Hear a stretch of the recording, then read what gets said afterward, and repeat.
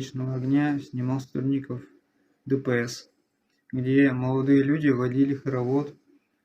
Видео я выложил в свой телеграм-канал, считая их и мои действия незаконными и неправомерными. Приношу свои извинения и хочу донести до молодежи, что так делать нельзя. Участвовала в хороводе около машины правоохранительных органов на площади Вечного огня. Я была со своей знакомой, о чем очень сожалею, что была в этом хороводе. Больше такого не повторится. Каюсь за вчерашнее мероприятие с закрытием сезона. За то, что принимал участие в хороводе вокруг служебной машины ДПС.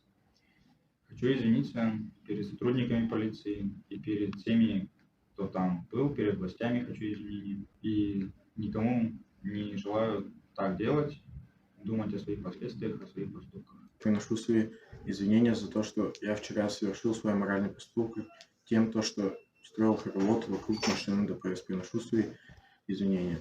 Извиняюсь перед сотрудниками ДПС и обществом за то, что кружил вчера хоровод вокруг машины.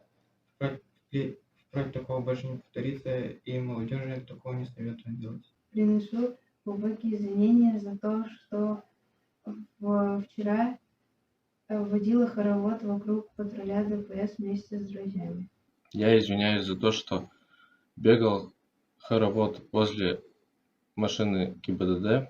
Я прошу молодежь, чтобы они так не делали. Я очень извиняюсь.